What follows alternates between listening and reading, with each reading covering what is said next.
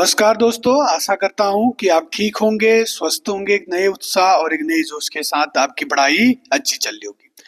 आज हम इस वीडियो में जियोग्राफी का एक टॉपिक है स्थानीय पौने, उनसे संबंधित जितने महत्वपूर्ण हमारे स्थानीय पौने हैं उन पे बात करने वाले हैं और जो हमारे परीक्षाओं के लिए जो बहुत ज्यादा इम्पोर्टेंट हो जाते हैं उन पे बात करेंगे। पहला स्थानीय पवन है सिरोको।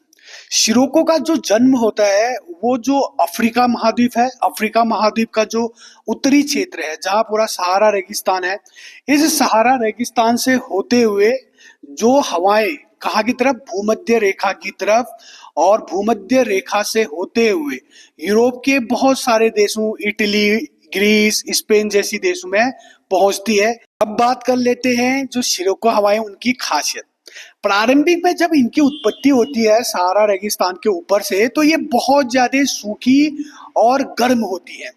जैसे ही ये आगे की तरफ बढ़ते हैं, भूमध्य सागर की ओर बढ़ते हैं, तो ये भूमध्य सागर से नमी अपने साथ ले जाती है और जैसे यूरोप पहुंचते पहुंचते इनके पास बहुत ज्यादा नमी होती है, जिसके वहां बहुत ज्यादा इस हवा में बहुत ज्यादा ह्यूमिडिटी आ जाती है। सिरोको हवाओं की जो सबसे बड़ी खासियत होती है वो खून की बारिश होती है, क्योंकि जब ये सहारा रेगिस्तान से होते हुए भूमध्य सागर की तरफ आ रहे थे, तो ये सहारा रेगिस्तान से बहुत ज्यादा जो बालू होती है, जो रेगिस्तान की जो रेत होती है, जो वहाँ की धूल होती है, वो सब अपने साथ ले आती है और भूमध्य सागर से क्या नमी उठाती है। जैसी ये नमी ले आती है, जो ये इटली वाला क्षेत्र है, इटली में, ये इटली में पहुंचते पहुंचते वहां पे बारिश करने शुरू हो जाती है और जैसी ये बारिश होती है तो यहाँ बहुत ज्यादा जो लाल कलर की बारिशें, पानी पानी बरसना शुरू हो जाता है। तो इसी जो लाल कलर की वर्षा है, इसी को बोलते हैं हम खून की बारिश या ब्लड ऑफ रेन कहते हैं, जो कि इटली वाले क्षेत्र में होता है और किसके कारण, सिरोको हवाओं के कारण। अलग अलग देशों में सिरोको हवाओं को अलग अलग नाम से जाना जाता है। जैसे मिस्र में इनको खमसिन कहा जाता है, जो इजिप्ट है यहाँ पे इन सिरोको हवाओं को खमसिन कहा जाता है।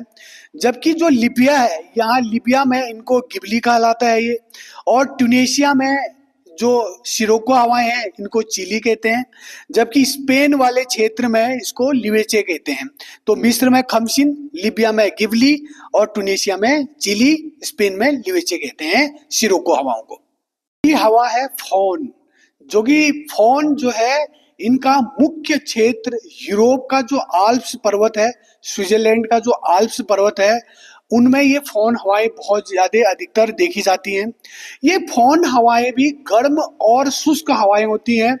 ये गर्म और शुष्क हवाएं होती हैं क्योंकि जब ये हवाएं आल्प्स पर्वत के दक्षिण से जब ये पहाड़ की ढाल पर चढ़ती हैं, तो ढाल पर चढ़ने के कारण ये हवाएं दक्षिणी ढाल पर तो वर्षा कर लेती हैं और जैसी ये हवाएं उत्तरी ढलान पर नीचे की तरफ उतरती हैं तो इन हवाओं के पास नमी खत्म हो जाती है, जिस कारण ये शुष्क और ड्राई हो जाती हैं और गर्म हो जाती हैं, जिसके कारण आल्प्स पर्वत का जो ये उत्तरी वाला ढलान क्षेत्र है वहां पे ये हवाएं जो बर्फ होती है उसको पिघलाने का काम करती है और जो चरागाह है उनको वहां के बर्फ को पिघलाकर चरागाह को साफ करने का काम करता है। और जो ये हवाएं हैं, ये जो वहां की जो मुख्य फसलें हैं अंगूर की खेती के लिए, ये हवाएं बहुत अच्छी मानी जाती हैं। तो याद रखना है, जो फोन हवाएं हैं ये आल्प्स पर्वत से संबंधित है। आल्प्स पर्वत के भी कौन से वाले क्षेत्र का कहेंगे, तो उत्तरी वाले क्षेत्र में बहने वाली शुष्क गर्म हवाओं को ही क्या कहते हैं, फोन कहते हैं। अगली हवा है हरमंटन। हरमंटन को हम कभी कभी डॉक्टर विंड भी कहते हैं। क्यों कहते हैं इसको इस वीडियो में देखेंगे ही। जो ये हरमंटन हवाएं हैं ये सहारा रेगिस्तान में जन्म लेती हैं। जो सहारा रेगिस्तान है उसके उत्तर पूर्व दिशा से आती हैं और जो इनका जो मुख्य क्षेत्र है जो पश्चिमी अफ्रीका है, जैसे नाइजीरिया, घाना, कैमरून और जो गिनी वाला क्षेत्र है, उन क्षेत्रों में ये जो हरमंटन हवाएं हैं बहुत ज्यादा देखी जाती हैं। इनका जो समय है नवंबर के अंत से लेकर मार्च तक देखी जाती हैं और ये हवाएं सर्दियों में बहुत ज्यादा सक्रिय होती हैं। पर इन हवाओं की जो प्रकृति है वो ठंडी, शुष्क और धूल भरी होती है, क्योंकि ये हवाएं, ये जो सहारा रेगिस्तान है, ये सहारा रेगिस्तान के उत्तर पूर्व, ये सहारा रेगिस्तान के उत्तर पूर्व से निकलती हुई कहाँ की तरफ, पश्चिम दक्षिण की तरफ बहती हैं। तो इसके लिए, इसलिए ये हवाएं शुष्क भी होती है, ठंडी होती हैं और धूल भरी तो होती हैं।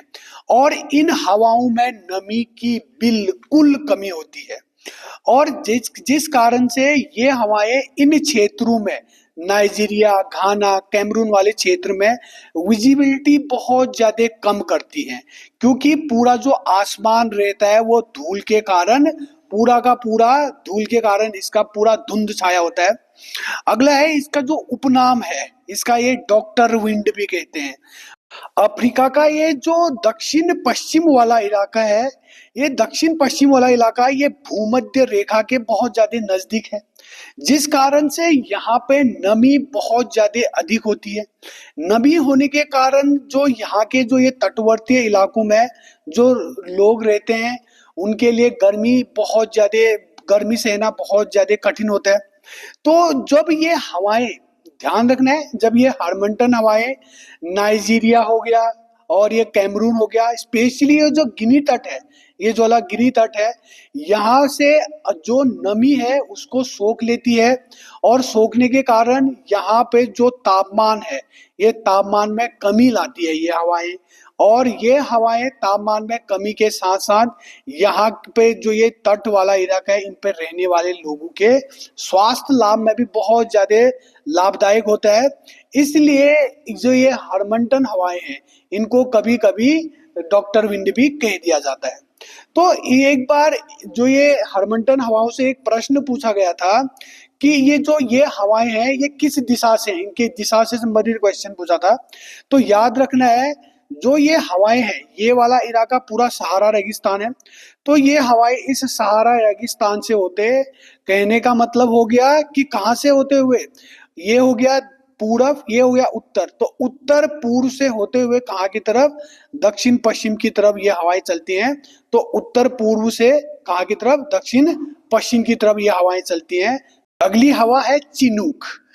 चिनूक का जो चिनूक वाला जो चिनूक हवाएं है, इनका जो क्षेत्र है ये उत्तरी अमेरिका का रॉकी पर्वत है। मुख्य रूप से ये अमेरिका और कनाडा में देखी जाती हैं। और जो इनका जो अगर मुख्य क्षेत्र कहेंगे तो ये जो उत्तरी अमेरिका का जो रॉकी माउंटेन है यहाँ बहुत ज्यादा देखी जाती हैं। जो ये हवाएं हैं, इनकी जो प्रकृति है, नेचर है, ये भी गर्म और शुष्क हवाएं हैं, क्योंकि ये हवाएं भी, जो ये अमेरिका का जो ये रॉकी पर्वत है, ये रॉकी पर्वत ये इधर की तरफ पश्चिम से ये हवाएं चलती हैं। जैसे ये पश्चिम से चलती हैं तो ये रॉकी पर्वत इनके बीच में आ जाता है। रॉकी पर्वत के जब ये पश्चिमी साइड, जब ये पर्वत के ऊपर की तरफ चढ़ती हैं तो इस तरफ तो ये वर्षा कर लेती हैं। जैसी ये हवाएं पूर्व की ढाल से नीचे की तरफ उतरती हैं तो इनमें नमी की कमी हो जाती है, ये हवाएं गर्म हो जाती हैं और शुष्क हो जाती हैं। तो यही हवाएं जब ये रॉकी पर्वत के पूर्वी ढलान पर नीचे की तरफ उतरते हैं तो इन्हीं हवाओं को क्या कहते हैं, चिनूक कहते हैं। ये याद रहना है, इन्हीं हवाओं को चिनूक हवा कहते हैं। जब हवाएं रॉकी पर्वत के पूर्व की ढलान पर नीचे की तरफ उतरते हैं तो इन हवाओं को कहते हैं चिनूक हवाएं।